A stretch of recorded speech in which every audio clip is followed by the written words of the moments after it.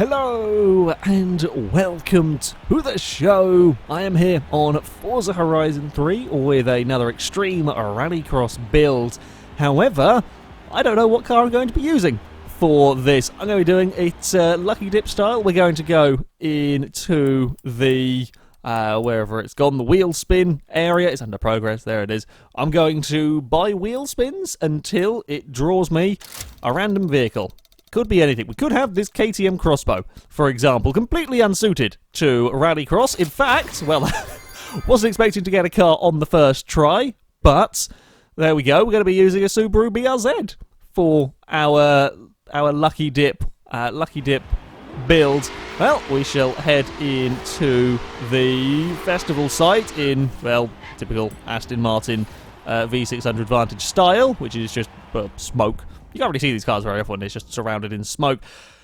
And then we shall modify out the Subaru somewhere right at the very end of the list. Takes a little bit of time to get through a list of vehicles. There, we went past them. Subaru, there it is. The BRZ. Don't really know much of what you can do with this car, I'll be honest. It's not one that I've particularly... I haven't got one, haven't driven one in Horizon 3. I think it has a wide body kit. I assume it does. I don't know what engines we're going to get into it. Let's go and, have a look. I will, with these series, if a car that I pick to run, or in this case a car that I randomly was given to run, if they have an option to have a wide body kit on them, I shall do it. So, we're going to have a Liberty Bunny on the Subaru. Doesn't have anywhere near crazy enough rear wing. Has given us quite a decent engine, I think. Unless that's the standard engine getting almost 900 horsepower, which is possible. We shall go and see what else we can do to the vehicle. Mind right, engine swap. Let's have a... Wow, there are a lot of options with this car. Bloody hell. Okay, 3.3 flat 6, 2-litre flat 4, turbo rally engine, 3-litre i6, the 3.2 i6 twin turbo, 3.2-litre i6, and the 6.2-litre V8. I think the 3-litre i6 twin turbo is a new one. The 3.2 is the BMW engine that I've seen a fair bit in previous games, whereas the 3-litre I don't think has been a swap in previous Forzas. But there we go. We'll stick with this for now. I will go and see. Oh, what have we got in the way of? Can we have a crazy wing? We can kind of have a crazy wing going on there. Might have to do, and it is non-adjustable. I hope it does give us some downforce. I mean, bugger it. For sake of wings, we are going to go for that. I know it is slightly different to what I would normally do with this series, but well, it's given me this, so there we go. Right, off-road tyres. Yes, we want them. Two 7.5s on the front. They are big tyres. In fact, 305s on the rear as well. I believe I heard somewhere that putting wide body kits on the cars does give you the option to have wider tyres on them, so it will be quite useful for this series. We will... I don't know how much is actually going to be installed on these cars, because they come pre-upgraded, so I'm going to go through here and check and make sure that we do have everything that we want on the vehicle. I'm hoping we can get more power out of it. I mean, near enough 900 horsepower is not bad going. Oh, wait, we want that. Yes. We definitely want off-road suspension. It's going to be quite a bit lower to the ground than... we are going to want that as well. Than some of the vehicles that potentially will go in this series. We'll get the weight down to 2,400 pounds, which is nice. Okay, engine. We're not fully upgraded in terms of the engine, which means that we can hopefully get plenty of power out of it. That is indeed what we want to be doing. Okay, exhaust is already put on. That is already... I want to get 1,000 plus, seeing as I know the V8 will get 1,000 plus. So I would like to see this engine here getting decent figures. Okay, maybe if we can do... 993. Come on. Hey, 1,005 horsepower. Yeah, that works for me. 1,005 horsepower, 836 torque, 2,500 pounds as well. So, pretty big power to weight ratio going on in this BRZ. Rear wheel drive as well for tackling the Rallycross course. Who knows? If that is our first First build to be up into S2 class. So, yeah, who knows how this car might do. Of course, to test out BRZ, I've come to the North Plains Scramble Circuit, where I will be getting 6 laps to try and go as fast as possible. Our current leader is the Mayor's Manx with a 102.8. I'm hoping we might be able to go faster with the BRZ. I'm kind of hoping for a little bit more in terms of control from this car, which would be nice, although I'm not quite sure about that. Seeing it wiggle its way through those first corners, it does seem to have also some incredibly short gear ratios, which is curious. I mean, I can understand some of the old classic cars that had about 20 horsepower to begin with having short gear ratios, but BRZ, especially considering it's got an engine swap and so on, it's not completely and utterly unusable gear ratios, but still, we're probably going to be spending most of our time in 5th or 6th gear around here. Jump into the water. Well, the sort of front bumper splitter area isn't catching on the floor, so we're fine. We can get away with that. Not particularly a problem that we have to worry about in Horizon 3, as we're going to be very sideways around the final corner. Now, this jump is actually causing more issues than I was kind of expecting it to be doing. It very much... Oh, God. Yeah, we're going to do the same issues down towards turn 1. Kind of getting the car out of the final corner and getting it straight for that jump is so very, very important. It's kind of quite a mad scramble going on around this lap, keeping the BRZ all under control and then trying to keep the wheel spin to a minimum, leaving the hairpin. It doesn't really want to be doing any of that. It doesn't handle too badly, in all honesty. It is quite oversteery, but I've driven a lot worse. Certainly, the Sandman was a bit more difficult to drive, plough our way through the water there. Oh, that might have been trying to cut it a little bit, but I've got to be careful with these checkpoints. It is very, very easy to be doing silly stuff trying to make up time. Right, patience before we now get on the throttle across the start line. Not very good lap time whatsoever from the BRZ. We've got some more time to try and find in this. There we go. Much better. That is how we do turn 1 and 2 and all of that section. That was lovely and smooth through there. We're now got to get on the brakes, slow it down for these next couple of corners, and then not put any power down because it wants to spin its wheels all the way up the hill. The turbo lag on this engine, I think, is a little bit more than we have seen from some cars, so I can't leave it in too high a gear, otherwise we just have absolutely no go in it. But equally, put it in a lower gear, anything lower than 3rd is pointless. In this car, it is just going to be wheel spin. So, yeah, 3rd and 4th are probably where we're going to be on the most part with this. Try and get the transition onto the tarmac correct, and kind of did. Still a little bit too much in the way of wheel spin. I'm trying to jump neat. There we go.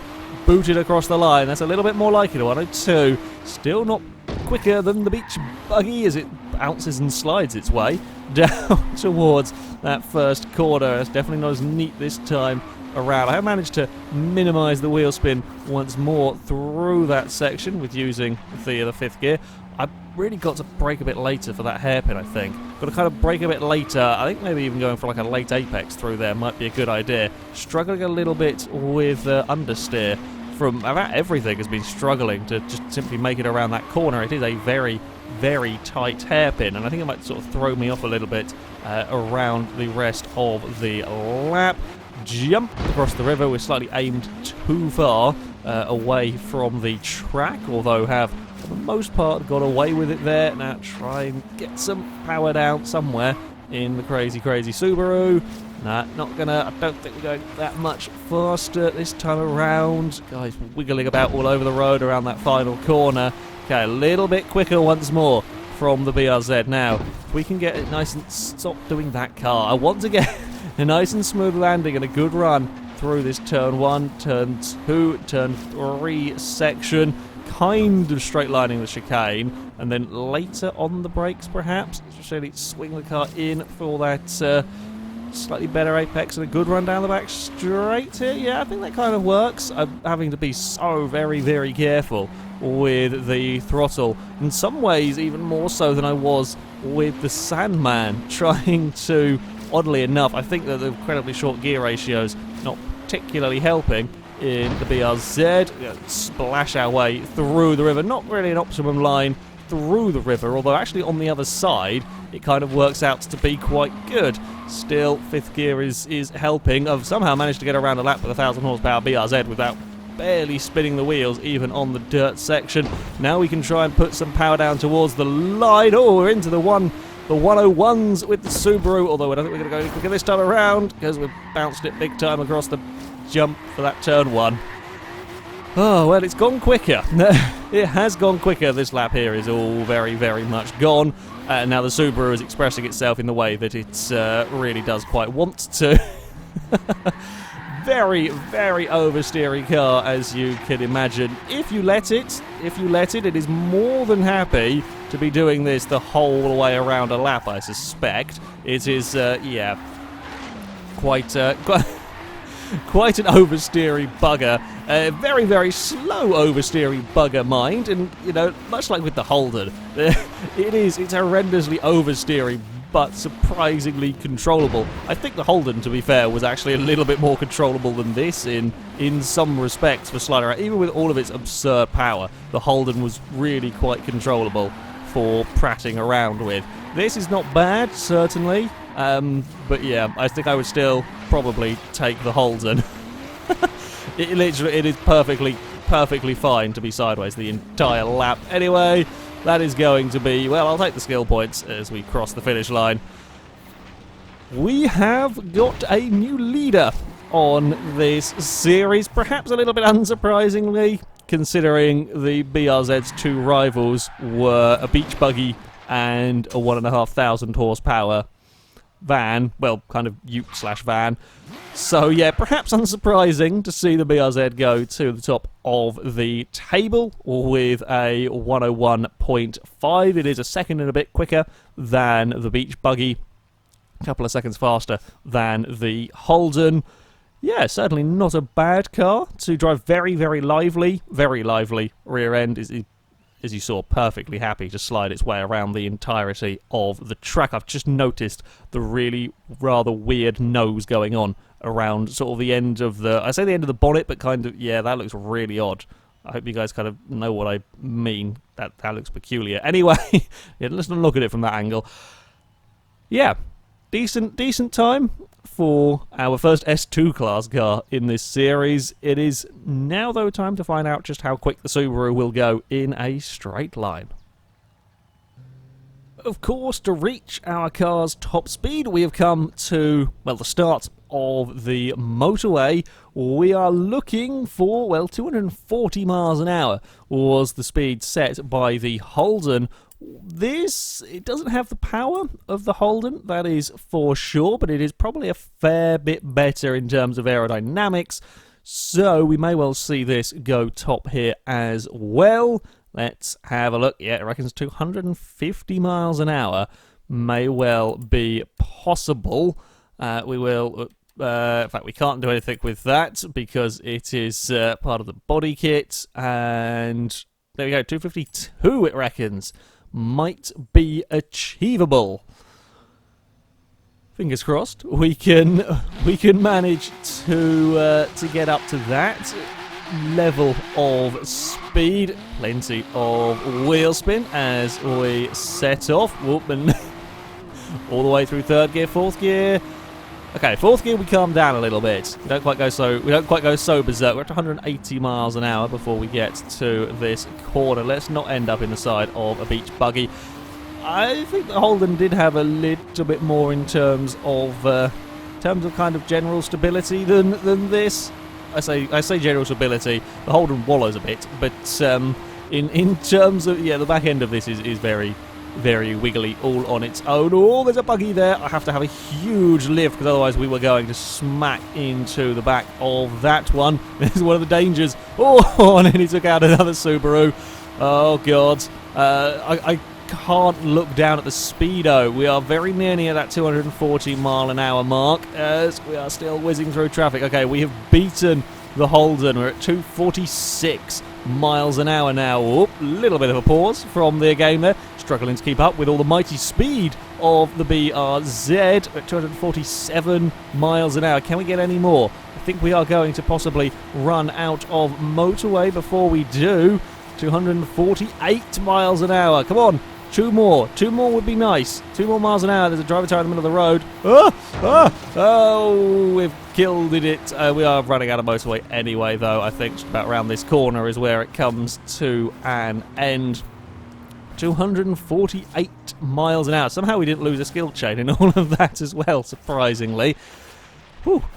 248 out of the BRZ is still mighty impressive, but we were not lucky in terms of driver tars that time out. That was, yeah, some serious driver tars to dodge around. However, we have got a new record in terms of speed at 248 miles an hour. That will put the BRZ into first place. 8 miles an hour clear of the Holden Sandman, and a fair bit faster than the Beach Buggy, although the Beach Buggy was a long way down in terms of power. Yeah, BRZ, kind of as you might expect, really, when you put this much power in it. Well, yes, we've got, you know, big old tyres and, you know, rally tyres. For the grip on the dirt, it still wants to be sideways through every single possible corner. Very controllable with it. Can just about manage it to get some speed, but, yeah, very, very oversteery. I believe we do have a wheel spin to do here. Yep, there we go. See if we can get something interesting from this one. It is going to be not. Well, 80,000 credits. Not too bad. Covers the cost of this build, kind of. Yeah, there we go. That is going to be it for this Lucky Dip Extreme Rallycross. Thank you very much for watching, and until next time, goodbye.